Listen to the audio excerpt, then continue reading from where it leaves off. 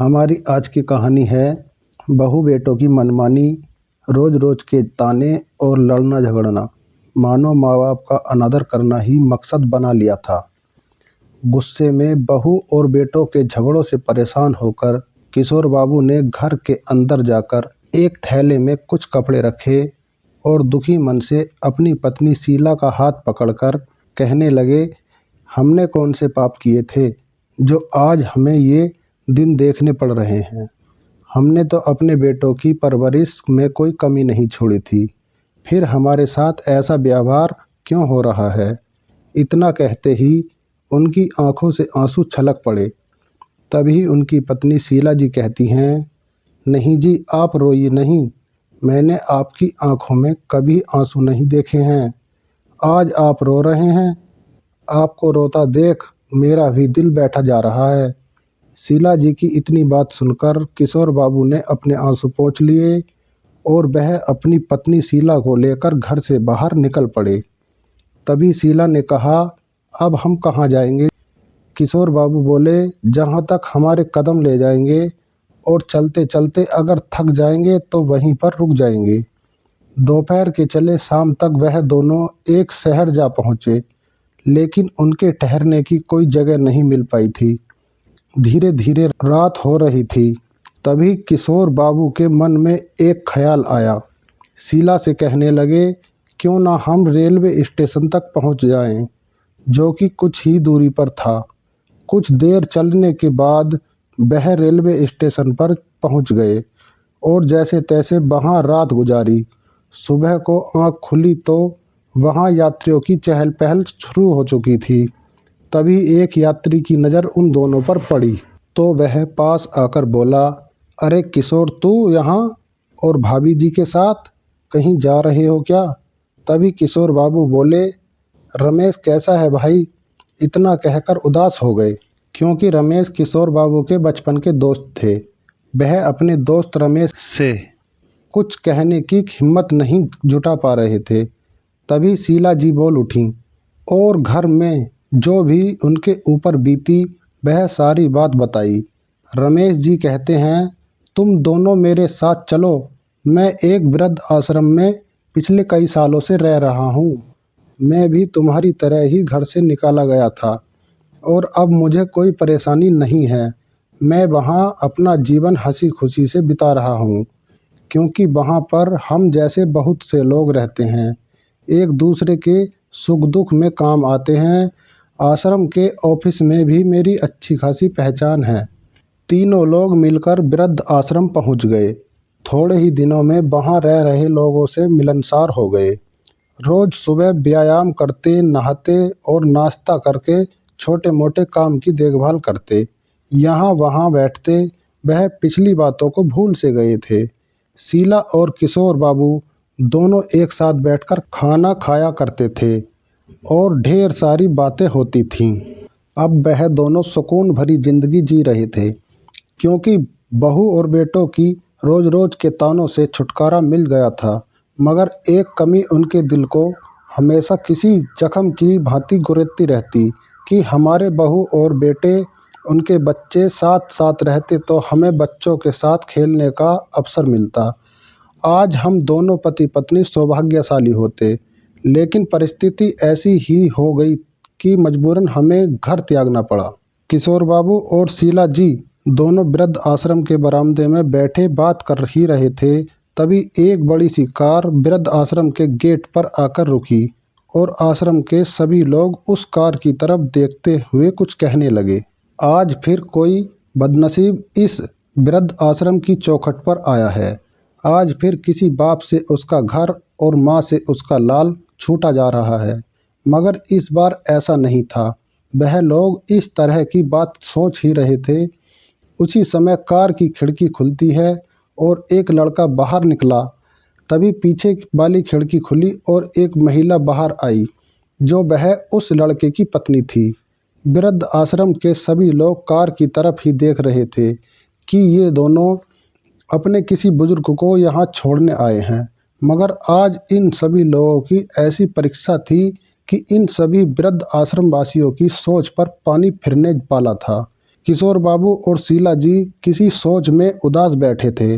नवयुवक और नवयुवती ने वृद्ध आश्रम के कुछ पदाधिकारियों से बात की और तभी एक आदमी जो वहां का सेवाकारी था, उसको बाहर बैठे किशोर बाबू के पास भेजा जाता है और कहता है, बाबूजी आपको अंदर बुलाया गया है। किशोर बाबू और शीला जी जाकर देखते हैं, वो लड़का और उसकी पत्नी भी वहीं बैठे हैं। दोनों ने वृद्ध पति पत्नी के पैर छुए और आशीर्वाद लिया और कहने लगे, हम बिन माँ बाप के बच्चे हैं, हमें कभी माँ बाप का प्यार नहीं मिला। और कहने लगा, मेरे पिताजी का जब देहांत हुआ मैं केवल 5 वर्ष का था और माताजी भी सदमे के चलते जल्दी ही चल बसी थी। कम उम्र होने के कारण मुझे किसी भी रिश्तेदार ने अपने पास नहीं रखा जिससे कि मेरा पालन पोषण हो सके और मुझे अनाथ आश्रम भेज दिया गया। शुरू शुरू में मुझे माँ और पिताजी की बहुत याद आती थी, परंतु आश्रम के लोग भी बहुत अच्छे थे जिन्होंने मेरी अच्छी तरह से देखभाल की और मुझको पढ़ाया लिखाया और काबिल व ईमानदार इंसान बनाया। उन्होंने कहा, बेटा अब तुम अपने जीवन की शुरुआत नए तरीके से कर सकते हो। तब मैं अपने गांव आया और घर पहुंचा। घर की हालत जर्जर हो चुकी थी। घर की साफ सफाई और मरम्मत कराकर रहने लायक बनाया। मेरी मेहनत और कठिन परिश्रम करने के बाद सरकारी दफ्तर में नौकरी लग गई।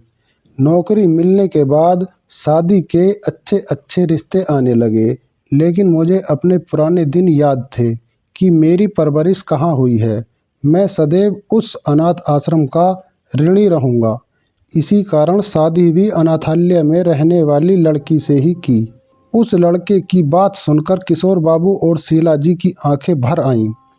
कहने लगे, इस दुनिया में कैसे कैसे लोग हैं कि जिसके पास माँ बाप हैं वह उनकी इज्जत नहीं करता और जिसके नहीं हैं वो माँ बाप के प्यार को तरस रहा है। ये ईश्वर की कैसी लीला है। किशोर बाबू कहते हैं, बेटा काश हमारे बहू बेटे भी तुम्हारी तरह ही समझदार व बुद्धिमान होते तो आज हमें तुम जैसे बेटे और बहू मिलने का मौका नहीं मिलता, जो माता पिता के प्यार दुलार के लिए यहाँ तक पहुँच गया। वह अपने दिल में कितनी निष्ठा रखता होगा। उस लड़के की पत्नी कहती है, माँ बाबूजी आप हमारे घर चलिए ना, हम आपको किसी प्रकार की कोई कमी नहीं आने देंगे। उल्टा हमें आपके रूप में रोज सुबह होते ही भगवान के दर्शन हो जाया करेंगे, जिससे हमारा घर पूरे परिवार के साथ कुशलतापूर्वक महकने लगेगा। किशोर बाबू बोले, ठीक है बेटी, मैं अपने दोस्त और साथियों से मिल लूं। बाहर सभी लोग दरवाजे पर कान लगाए सुन रहे थे। सभी लोग एक सुर में कहने लगे कि यहाँ पर अपने ही अपनों को छोड़ने आते हैं, परंतु आज कोई गैर यहाँ से किसी को अपना बनाकर ले जा रहा है। किशोर बाबू और शीला जी का कुछ सामान था जो गाड़ी में रख दिया जाता है और गाड़ी वहाँ से चली जाती है। शाम का समय था, गाड़ी घर पहुँचती है। सभी लोग कार से उतरते हैं। बहू ने जल्दी जल्दी थाली सजाकर माँ बाबूजी का आरता किया, फिर खाना बनाने में लग गई। खाना पकाकर खिलाया गया। अब रात को बिस्तर पर लिटाकर माँ बाबूजी के पैर दाबने लगे और बातें करने लगे। शीला जी कहने लगी, मुझे बहू के रूप में बेटी मिल गई। किशोर बाबू बोले, तुम ठीक कहती हो भाग्यवान। ऐसे ही बातों में अधिक रात हो चुकी थी। तब बाबूजी ने कहा, बेटा अब तुम भी आराम करो। इसी तरह से रोज सुबह को अपने हाथों से माँ बाबूजी को नहलाते, खाना बनाते और चारों एक साथ बैठकर खाते। गांव के सभी लोग उनके रहन सहन और माँ बाबूजी की सेवा को देखकर बातें करते। इसी तरह समय गुजरता गया। कुछ ही दिनों में उनके घर नन्हा मेहमान आने वाला था। लड़का काम पर चला जाता था तो माँ बाबूजी बहू की देखभाल करते, कोई भारी काम नहीं करने देते थे। डिलीवरी का समय आ गया था। बहू को सुंदर बच्चा हुआ। वह एक लड़का था। बच्चे की खुशी में पूरा परिवार बहुत प्रसन्न था। लड़का ड्यूटी पर जाने लगा। बहू घर के कामकाज में लग जाती। किशोर बाबू और शीला जी बच्चे के साथ खेलते खिलाते रहते, मानो दोनों वृद्धों का जीवन धन्य हो गया। इतनी खुशी अपने बहू बेटों से न मिली जितनी इस बेटे और बहू ने हमें दी है। तो दोस्तों, छोटी छोटी बातों से ही अपनों को गैर बना देते हैं और गैरों को अपना बनाया जा सकता है। इस कहानी से हमें यही बताने की कोशिश की है कि अपने माता पिता का सदैव सम्मान करना चाहिए। हमारे द्वारा कोई ऐसे शब्द न बोले जाएं जिससे हमारे माता पिता को ठेस पहुँचे। दोस्तों, हमारी इस कहानी में कोई चूक हुई है तो कमेंट में ज़रूर बताएं, जिसको हम अगली कहानी में सुधार सकें। और चैनल को सब्सक्राइब करना ना भूलें। धन्यवाद।